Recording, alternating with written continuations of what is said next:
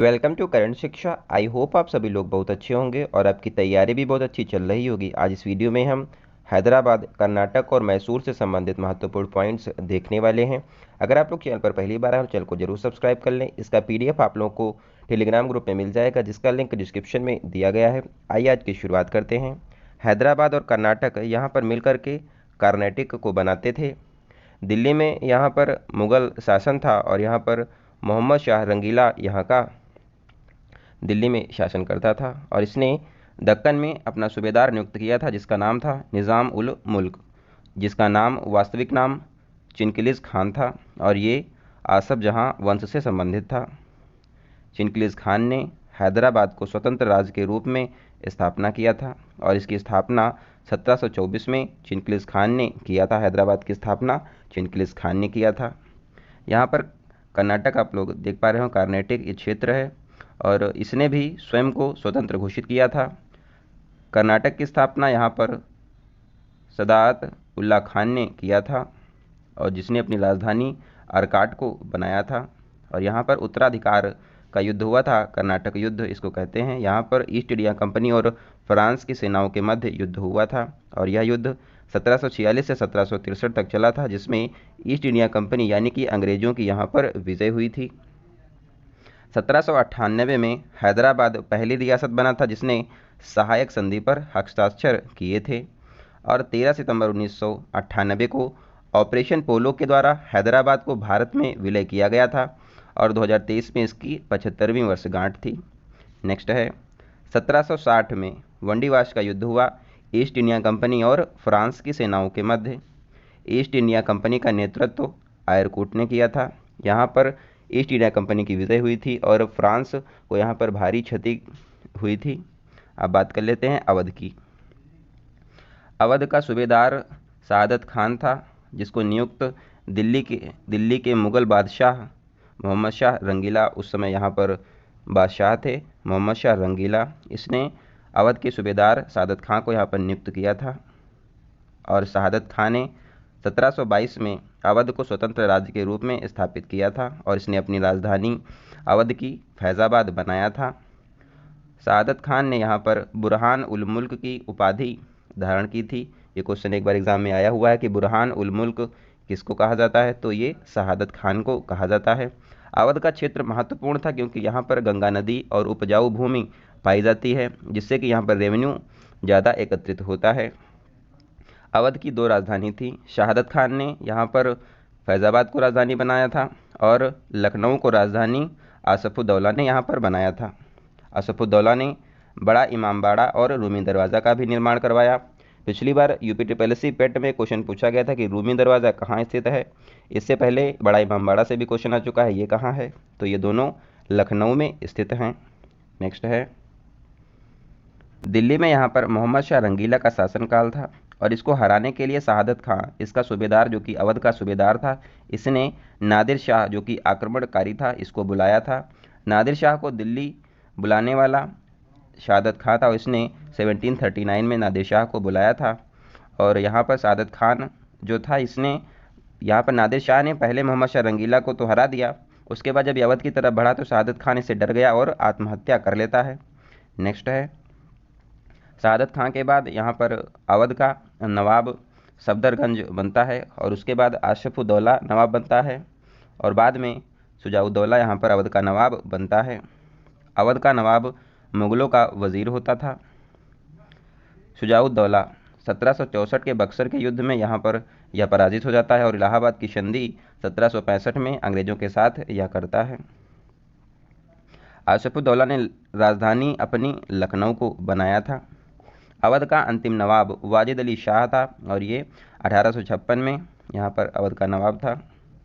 दिल्ली में डलहौजी ने हड़प नीति को शुरू किया था और यहाँ पर जो अवध है इसमें कुशासन के आधार पर आउटरम की एक रिपोर्ट आई थी और इसने बताया कि अवध में कुशासन है, इसलिए यहाँ पर आउटरम की रिपोर्ट के आधार पर हड़प नीति के तहत अवध को ईस्ट इंडिया कंपनी में विलय कर लिया गया था। नवाज़ वाजिद अली शाह की यहाँ पर जो वाइफ हैं बेगम हज़रत महल, इन्होंने 1857 की क्रांति में अवध का नेतृत्व किया था। नेक्स्ट है मैसूर। मैसूर में यहाँ पर दो लोगों को पढ़ना है, बहामानी जो कि गोलकुंडा और बीजापुर से संबंधित है, और विजयनगर। पहले विजयनगर को देख लेते हैं। विजयनगर की स्थापना हरिहर और बुक्का ने किया था। विजयनगर की राजधानी हम्पी जो कि वर्तमान कर्नाटक में स्थित है। तुलुवु वंश यहाँ पर एक वंश था विजयनगर का, और यहाँ पर सर्वश्रेष्ठ राजा कृष्णदेवराय थे, और इनके दरबार में अष्टदिग्गज पाए जाते थे। कृष्णदेवराय ने अमुक्तमाल्यदा ग्रंथ की भी रचना की थी, ये भी क्वेश्चन एग्जाम में आ चुका है। बहमानी एम्पायर और विजयनगर के बीच में 1565 में संघर्ष हुआ था, जिसको तालीकोटा, बनीहट्टी और राक्षसी तंगड़ी युद्ध कहा जाता है, जिसमें विजयनगर की हार हुई थी, और इसी के साथ विजयनगर का भी अंत हो गया था। विजयनगर जब हार गया था तो उसके अवशेष पर मैसूर का यहाँ पर निर्माण हुआ था, और वह मैसूर में वाडियार वंश का शासन आ गया था, और यहाँ का अंतिम शासक चिक्का कृष्णराज था। चिक्का कृष्णराज मैसूर का यहाँ पर वाडियार वंश का अंतिम शासक था। इसके दो मंत्री थे, नंदराज और देवराज, और इसका एक सिपाही था हैदर अली। हैदर अली पहले यहाँ पर घुड़सवार था प्रारंभ में, इसने पहले जीवन में अपने। चिक्का कृष्णराज का एक सिपाही हैदर अली था, और इसी ने आगे चलकर मैसूर की स्थापना भी की है। आगे देखते हैं यहाँ पर पूरी तरीके से यहाँ पर जो हैदराबाद में ईस्ट इंडिया कंपनी और कर्नाटक में भी ईस्ट इंडिया कंपनी का अधिकार हो गया था। मैसूर का जो लगाव था ये फ्रांस की ओर था, और फ्रांस जहाँ यहाँ पर सपोर्ट करता था, तो ईस्ट इंडिया कंपनी ने फ्रांस के विरुद्ध मोर्चा खोला, और यहाँ पर संघर्ष हुआ, जिसको सप्तवर्षीय युद्ध कहा जाता है। 1756 से 1763 तक ईस्ट इंडिया कंपनी और फ्रांस के बीच में युद्ध हुआ था। अब हम देख लेते हैं ईस्ट इंडिया कंपनी और मैसूर के बीच जो 4 युद्ध हुए हैं, आंग्ल मैसूर युद्ध, उनके बारे में। पहला आंग्ल मैसूर युद्ध 1767 से 69 तक हुआ था, जिसमें हैदर अली जो कि मैसूर की तरफ से था, इसका पल्ला भारी था, और यहाँ पर हैदर अली की विजय हुई थी। और युद्ध विराम जब हुआ तो हैदर अली ने अंग्रेज़ों को मजबूर कर दिया था मद्रास की संधि करने के लिए। दूसरा आंग्ल मैसूर युद्ध 1780 से 84 तक हुआ, जिसमें 1782 में हैदर अली की मृत्यु हो जाती है, और टीपू सुल्तान जो कि इसका पुत्र है ये यहाँ पर लड़ने के लिए आता है। और उसके बाद युद्ध खत्म होने के बाद मंगलौर की यहाँ पर संधि होती है। ईस्ट इंडिया कंपनी की तरफ से हेस्टिंग यहाँ पर संधि करता है। तीसरा आंग्ल मैसूर युद्ध 1790 से 92 तक चला, जिसमें टीपू सुल्तान मैसूर का नेतृत्व कर रहा था। युद्ध के बाद श्रीरंगपट्टनम संधि होती है, और मैसूर हार जाता है इस युद्ध में, और आधा राज्य ईस्ट इंडिया कंपनी के पास मैसूर का चला जाता है। चौथा आंग्ल मैसूर युद्ध 1796 से 99 तक चला था, जिसमें टीपू सुल्तान की मृत्यु हो जाती है, और ईस्ट इंडिया कंपनी का नेतृत्व वेलेजली कर रहा था।